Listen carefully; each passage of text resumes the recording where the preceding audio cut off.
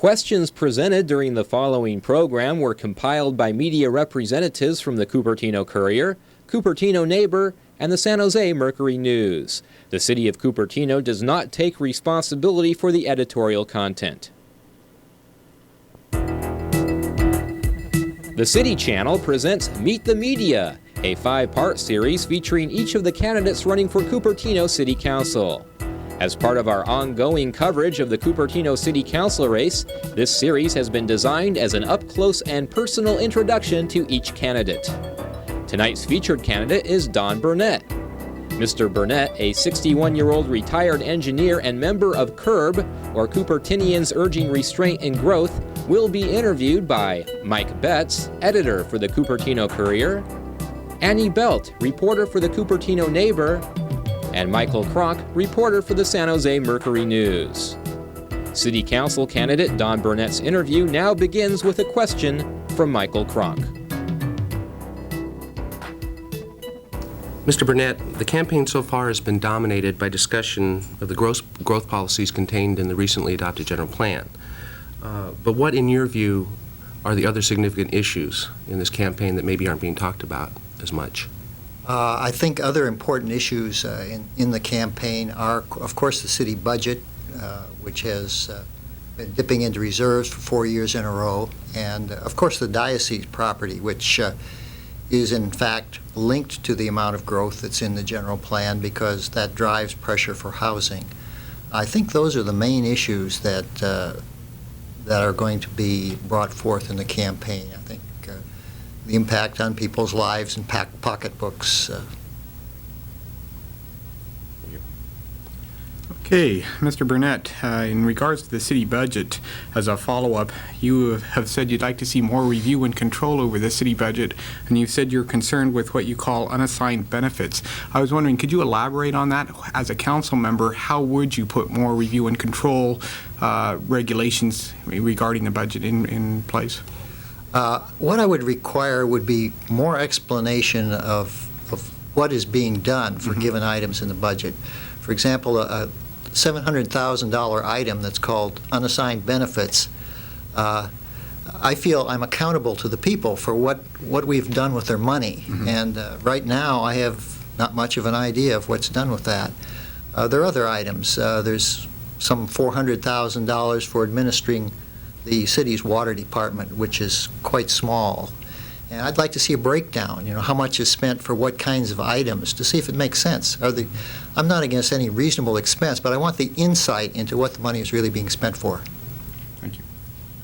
That sounds similar to Sunnyvale's system of budgeting, where they use merit-based allotments to different programs. Is that what you have in mind? No, it isn't. I've heard of Sunnyvale's system, but I haven't studied it intensively. And my general feeling on introducing new systems is that you do that if you can't make the current system work. I'm not sure that the current system can't be made to work. Another budget question. You mentioned earlier that in the last 4 budgets that have been adopted, there has been a dip into the cash reserves, including over $1 million this fiscal year. The question I have is, do you favor continuing, if necessary, to draw on those reserves, or do you favor cutting costs or programs in an effort to match expenditures and revenues? And if so, where do you think cuts could come? I favor trying to balance the budget, and in my mind, I think the most likely candidate for budget cuts is the Public Works budget. It's by far the largest part of the budget, and it's been the least discussed. It hasn't been discussed in much detail since I've been following this the last 3 years. And my experience from having worked in the aerospace industry is that unexamined budgets tend to get excess expenses in them. They need to be looked at closely. I know when I was making budgets up, I got asked lots of hard questions. I didn't get any money unless people knew exactly what they were getting the money for. Thank you. Mr. Burnett, following up on another budget item, the city manager has identified documentary transfer fees for homeowners as one potential revenue for the city once the court decides whether or not cities can actually charge that. Right now, of course, as you are aware, the county charges it. Would you favor that if the courts were to come through and say, yes, cities can charge transfer taxes? Would you favor that? I haven't taken a position on that yet. As I recall, there was a lot of opposition to that when it came forth, and I would reserve judgment on that until the issue came up. It doesn't raise a whole lot of money. Thank you. Let me see. You mentioned 3 subjects that are already big issues in the campaign: the budget, the diocese, and the general plan, which covers an awful lot of issues, including affordable housing. Cupertino is one of several cities in Santa Clara County that is not likely to meet its affordable housing mandate, which I understand the deadline is coming up for shortly. Do you support the concept of affordable housing? And if so, how would you resolve the kind of opposition that often arises in neighborhoods near one? Well, that's a lot of questions all rolled up into one, and it's a very emotional issue because people in neighborhoods are very frightened of having affordable housing pushed upon them, and I'm not in favor of that. I think when you look at the logical pattern which housing is going to have to take in the future in Cupertino, you'll see that it will have to be more affordable because the only sites that are open are sites that are only suitable for higher density housing, which will be lower cost and affordable to a larger number of people. And I think when that happens, there will be a natural tendency to produce more housing that is more affordable and produce housing for a wider spectrum of incomes in the city. Not necessarily subsidized, but more affordable. Yes, it will be more affordable, and in general, subsidies are something that have to be used with caution. There's never enough of them to really make a dent in the problem. What you need to do is structure the way the housing is zoned to try and produce housing that covers a wide range of income levels to try and get the people who need to live in Cupertino. One of the issues that is of prominence in this campaign is the diocese issue and the hillside protection policy. Specifically, as you know, the new general plan limits development on that property in the hillside significantly from what it was allowed under the old general plan. The question is, do you feel a compromise in terms of allowing greater development on that site is warranted? If so, why and by how much? The diocese property, a little background on that. Back several years ago, the general plan had an allocation of 400 houses for the diocese property. Since that time, the Forum has been built, and the Forum actually has 410 residential units in it. So it's important to recognize that the diocese has already achieved a lot of housing on that, and that's one concept of how you develop a sensitive piece of land, is you can concentrate all the development, as the Forum is indeed very concentrated, and then it's only fair, it seems to me, to have a large amount of open space. I favor working for a compromise from the current hillside position. I think it's the sort of thing that the city almost has to use as a starting position, because the ultimate solution will probably be some combination that requires a planned development of some type, where what development does occur is placed in the less sensitive parts, and the diocese has already indicated a willingness to dedicate some public open space and to make changes in the way things are done to try and protect the hillsides and perhaps even enhance them a little bit with some tree planting. I foresee a good solution to that eventually coming out of this negotiation.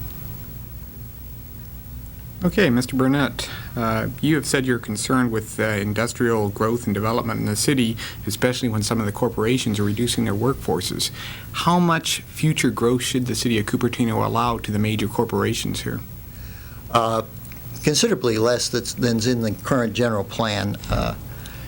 You have hit the key issue as far as I'm concerned, and I'm glad you have come to it, because it's the issue that triggered my running for the council, and it's the issue that, to me, points the city toward what I consider a disastrous future. 5.5 million square feet in addition to the 10.5 million square feet we've got already. That's a 50% increase. There's only 100 acres of unbuilt flat land in the city. That's 1.5% of the flat land. So 50% increase with 1.5% of your land open. The city's environmental impact report says it'll create a dense urban environment. It'll change the character of the city. And I don't run across anybody I talk to who wants that done. They just don't want that done, and I don't want that done. To answer your question of how much is right, my approach would be to go back to the '83 general plan, which had overgrowth problems in itself, and it was never able to produce a satisfactory housing element for the state. The housing element was twice rejected by the state, and the present council turned around and made it worse. That's not what I consider the right approach. What we had hoped for was that they would look at the '83 general plan and begin modifying it, reducing the industrial growth. Every time, for example, you rezone some land from industrial to housing, you reduce the housing demand, you increase the housing supply, you move toward a balance, you move toward an acceptable solution. That is the approach that I would advocate for dealing with the problem. Thank you.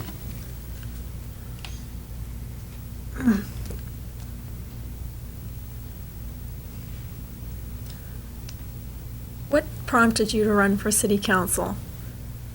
Well, a lot of things.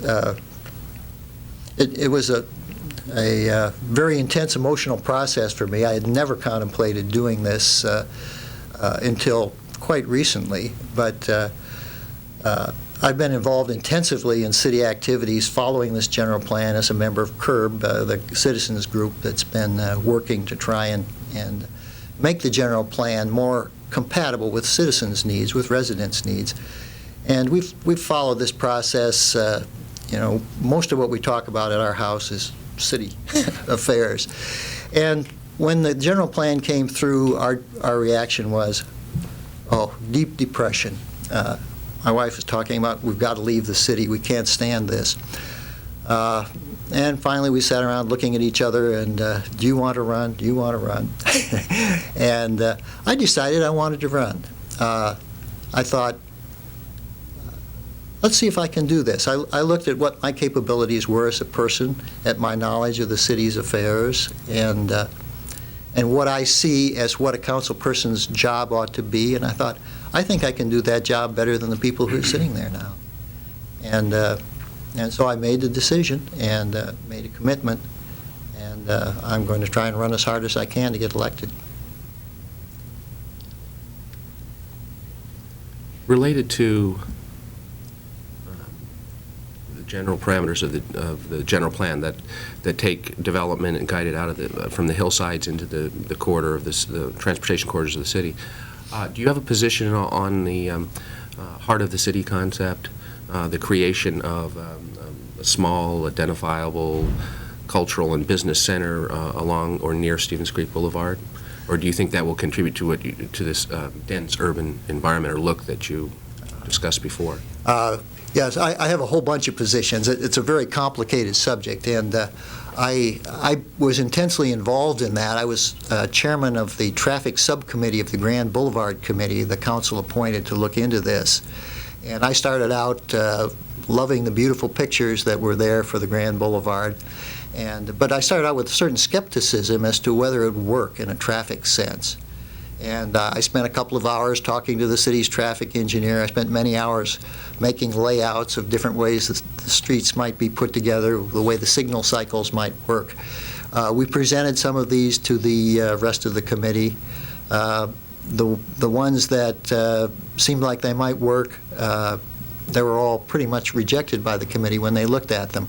When you look at the Grand Boulevard itself and strip away the pretty pictures, what it amounts to is reducing Stevens Creek Boulevard to a 4-lane road, and even more severe than that it cuts off the outside lane with a barricade. It may be a pretty barricade, but it's a barricade. And this makes it very difficult for drivers to get into the businesses that are at the side of the road. So my feeling was that not only would it tend to choke up the city's main artery of east-west traffic, but it would make it difficult for people to get to Cupertino businesses. And if this happens, most Cupertinans have an opportunity to shop elsewhere. You know, I can go a block and a half and shop in San Jose. I do most of my shopping in Cupertino, but it's relatively easy now to get there. But the Grand Boulevard had severe problems. And in the committee, we came up with an alternate concept that was called the Parkway. And that left the street like it is. And basically, you provided amenities like perhaps benches and places for people to sit along the street. But the keystone to it was a line of tall, stately trees, similar to what they have at Valco. I mean, that's a very unique type of thing. And if you want to give a character to a city, if you did that, if you built or planted trees like that all along Stevens Creek, you would have a unique city that would have something nobody else did that you could admire and look forward to. I'd also like to see the city more pedestrian-friendly, and I'd like to see it more bicycle-friendly. I'm chairman of the city's Bicycle Pedestrian Advisory Committee, and we have a number of ideas of things which might be done, and where the council currently is working toward implementing some of these. But to make a city pedestrian-friendly, you have to bite the bullet in a sense to do that. You have to make it less friendly for automobiles in order to do that. Free-flowing right turns, for example, can pin pedestrians on a corner where they can't get off for 10 minutes or more during rush hour. How do you break that kind of a log jam? It takes a real commitment. Do the people of the city really want that sort of thing? Bicycles are relatively easy. Cupertino has a lot of features that make it easy for bicycling. We certainly need to extend the bike lanes on Stevens Creek so we get from De Anza Boulevard to Stelling, for example. I mean, it's just absurd to have bike lanes that come bing to your middle of the city, and that's one of the toughest stretches to ride a bicycle through in the county. It's really bad. So that's something which really needs fixing. Bike parking is another thing that needs to be done. But in general, I think you can accomplish these kinds of things really by making small substantive changes. Heart of the city is a wonderful concept. If you called it the liver of the city, nobody would buy it. You know, and yet it could be the same idea behind it. It's just a name, and it just sounds good. I feel the city has more than one interesting, vital area. The library, the City Hall itself is one. Valco is another. The Oaks. My wife and I frequently ride up to the Oaks Shopping Center for breakfast. It's a nice experience. There's the Tennis Center, Quinlan Center, and Memorial Park, all in that one area across from De Anza. Different kinds of centers, you know, for different kinds of activities. A heart, you know, if someone asked you what's the heart of Paris, you'd be hard put to say. You know, there are many places in a great city that people gather and that are centers of particular functions. Yeah, I'd like to follow up to one thing you mentioned is vital to the city, and that's the library. The Library Commission met last night to look at ways of coming up with funding. As you know, they're one of the victims of the budget reductions. How active a role should Cupertino play in helping out the library in the sense that the library gets its money from the county? What's your thoughts on that? I think the city should play a pretty active role in that. Library users are not as well organized to pressure the council as some other people, but they're, you know, talk about the heart of the city. Maybe the library is the brain of the city. It's a very important, very heavily utilized facility, and to have the facility there and all of those resources and not have them open is a real shame. And I favor the city's being involved in trying to maximize the time that's open. I think that's one of the functions that needs to be jacked up in the city's priority list. Thank you. Can the city afford to pay the bill that would be needed to cover opening the library for more hours. I think it would be maybe $200,000 or, be a lot of money. Can the city afford to do that? Well, it's a nice coincidence, the amount you've quoted there, because quite recently the council approved an expenditure of $250,000 for Little League fields to put turf in the area instead of tan bark. Not a playing area, but the area where the spectators would sit. It seems to me that at a time like this, where you're cutting back the library, it's not unreasonable to ask the spectators at Little League games to put up with tan bark type seating areas. We all have to trade and share in what kind of hardships we have.